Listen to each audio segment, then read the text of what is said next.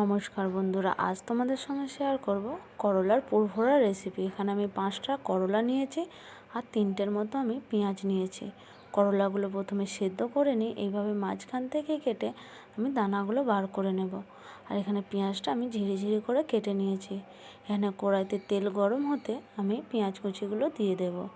এখানে দিয়ে দেব পরিমাণ মতো নুন, দিয়ে পেঁয়াজটা ভালো করে ভেজে নিয়ে এর মধ্যে আমি করলার দানাগুলো দিয়ে দেব। এরপর দিয়ে দেব 1.5 চামচের মতো ধনে গুঁড়ো ও 1 চামচের মতো জিরে গুঁড়ো, দিয়ে ভালো করে আমি ভেজে নেব। এরপর দিয়ে দিয়েছি 1 চামচের মতো আমের আচার।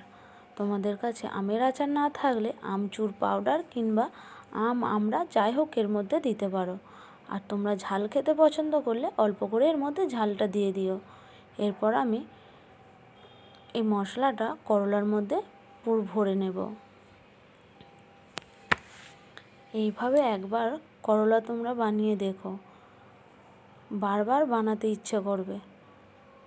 এবার করলাগুলো ভালো করে আমি পুরো ভরে নিয়েছি। এখানে আমি কড়াইতে অল্প করে তেল দিয়ে গরম করে নিয়েছি। করলাগুলো একটা একটা করে দিয়ে আমি ভালো করে ভেজে নেব। গ্যাসটা আমি লো করে নিয়েছি। একটু সময় নিয়ে করলাটা ভাজতে হবে। একেবারেতে অনেকটা তেল দিতে যেও না, অল্প তেল দিয়ে একটু সময় নিয়ে এই করলাটা ভাজতে হবে। বেশি করে তেল দিলে মশলার মধ্যে অনেকটাই তেল টেনে নেবে, অতটা ভালো লাগবে না খেতে।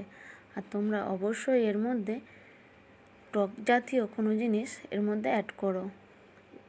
এবার করলাগুলো ভাজা হয়ে গেছে, আমি তুলে নিয়েছি। অবশ্যই বাড়িতে বানিয়ে দেখো কেমন লাগলো, আর আমায় কমেন্টে জানিও কেমন এই রেসিপিটা হয়েছে।